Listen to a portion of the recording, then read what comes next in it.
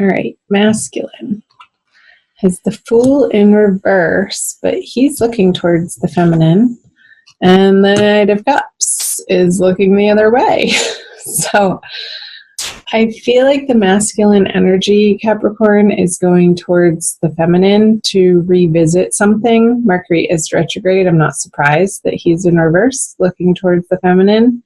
However, I don't feel like the feminine is receptive to his energies and his approach, what he has to say, what he has to offer.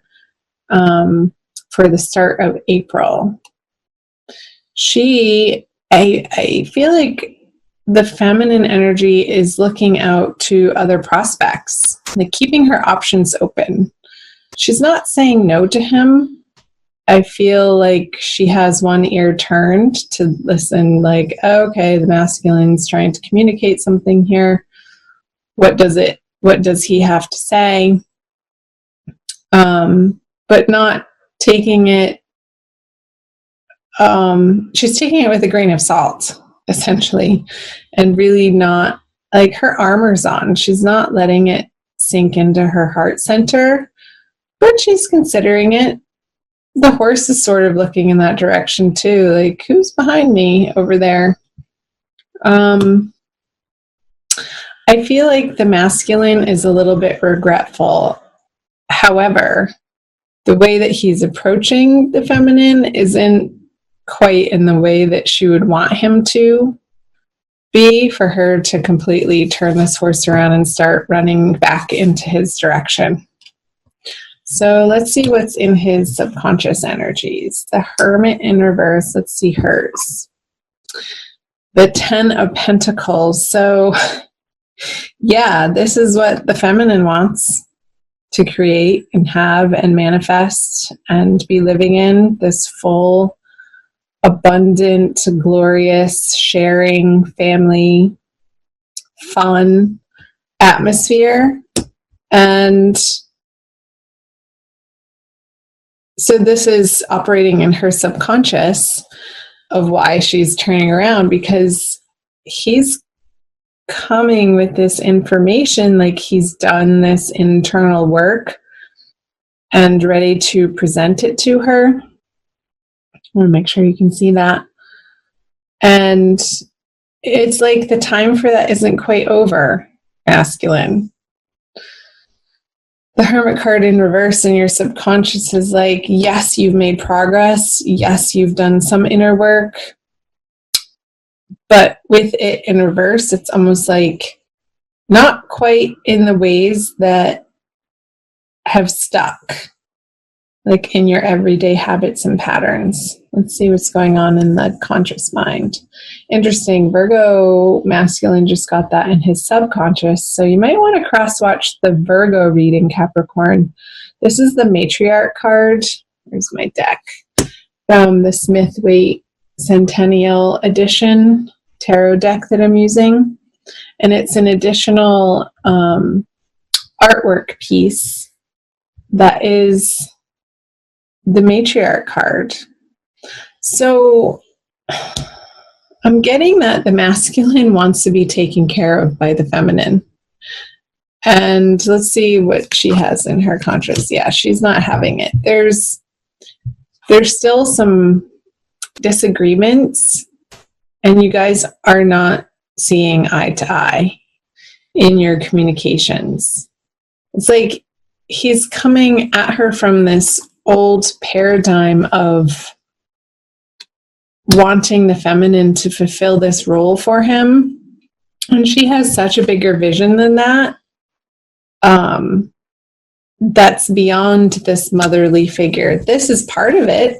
This energy is definitely part of what she wants to create with her masculine, but it's not the end all be all.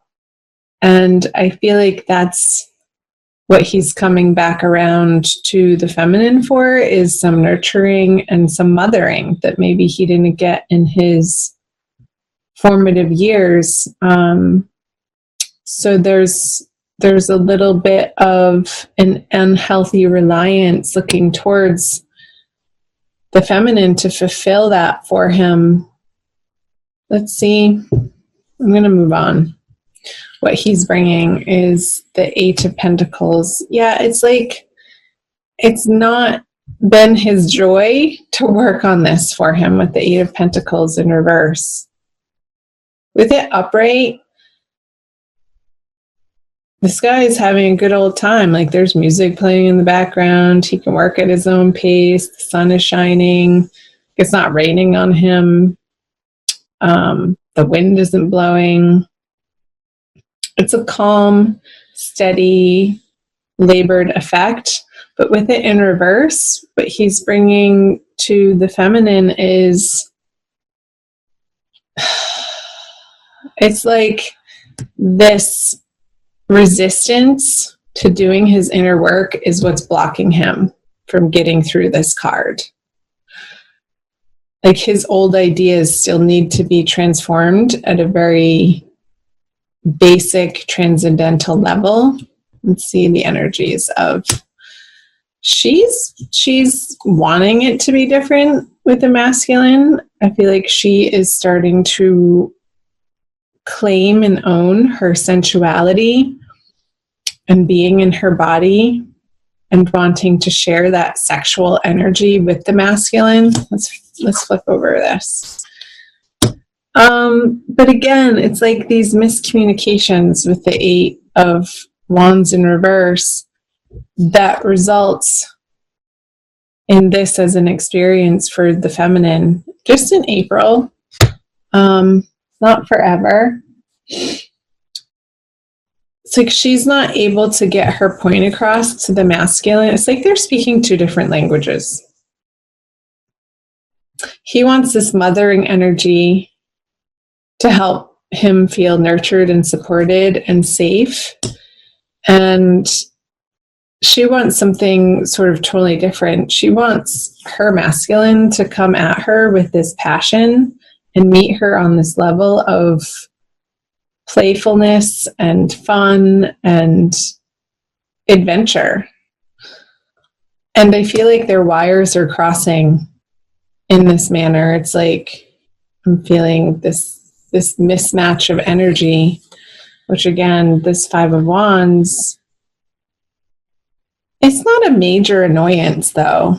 I mean, she's still holding her cup here, feminine.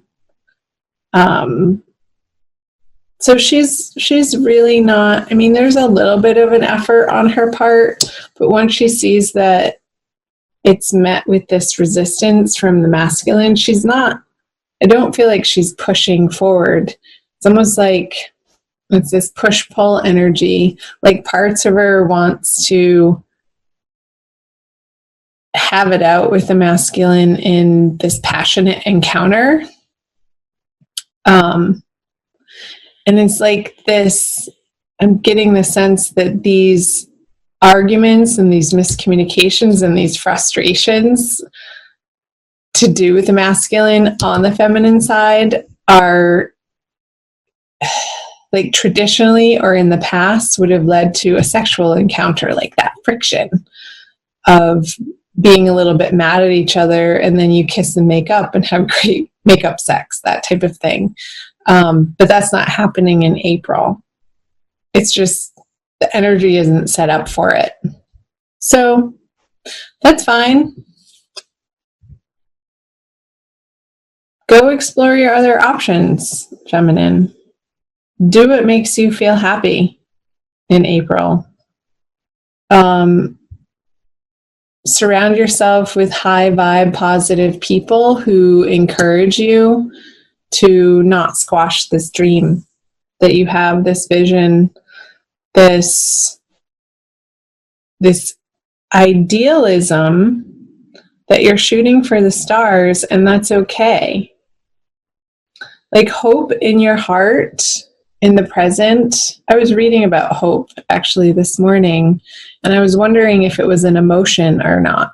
And in fact, the jury says, most of the psychological journals say, no, it's not an emotion. It's more of a cognitive way of being and informing your current state of mind, which can affect your behaviors of how you act in the present moment. So keep hope for this vision for yourself, this abundance, this comfort, this overflowing prosperity that you will one day create with your masculine. So, because that's going to only elevate you in your experience of what you're capable of right now. And that's the most important, of your experience right now and what you're holding in your heart, how you regard yourself from moment to moment, the internal conversations that you have with yourself. And just let the masculine over here cycle back through to, and I feel he is going to, towards the end of the month, go on this inward journey again. All in due time. You can't force him to. Period. Let's pull an additional card for you. Oh, I don't know. I think this one. The Rumi Oracle by Alana Fairchild. It's a little glary. For an additional message for my dear Capricorns, thank you for watching. Like and share and comment below. Again, find me on Instagram and Facebook. Follow me over there. Join the Ananda tribe. Ooh la la. From nothing to everything. Number 16. I will read you the poem. Let's see how much time we have. But we're good. Okay. Oh, my friend, if you're longing to be written on, become a blank page. Rumi. Have you been shedding your skins, your layers, your certainties? Gone are fixed identities and definite opinions. Keep casting those shackles aside, even if you fear you're releasing too much, and then perhaps you shall cease to exist. You shall only cease to exist as you have known yourself to be thus far. Another emanation of you awaits, blazing angel, something more beautiful and true. Yet here you are at the pruning stage, like a gardener for the soul. Shall the garden spring back to life, or will the enthusiastic denuding process be rather too much and unintentionally kill off the garden altogether? Fear not. Your soul is made of hardy stuff. It can handle a lot of culling and will shine even brighter for it. There is a greater story to be impressed upon your essence than the one you are currently dreaming up. Though you are brilliant, no doubt about it, my angel of love, there is one who is even more so.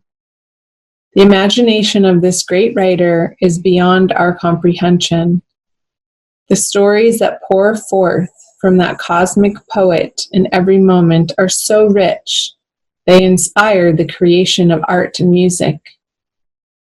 One such story is especially created for you. Yes, you. With a starring role in all the best supporting cast. You shall gasp in wonder, awe, glee, and delight when you hear it. It is a great romance, a great adventure, with an ending truly spectacular and divine. Would you wish to hear it? Become attentive now. Put your own tales aside, as dramatic as they may seem right now, and prepare to be entranced by the greater storyteller, the living poet of love, as you are entranced in a tale of your unfolding divine destiny. Wow. So the whole time, Capricorn, I wanted to pick this card up, the unconscious, those stories that we tell ourselves of what we dream of and how things should be. Alana was channeling this message of it's going to be greater than your greatest imagination.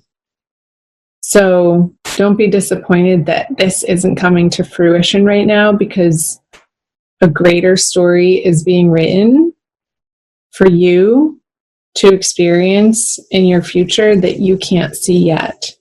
So trusting in that process,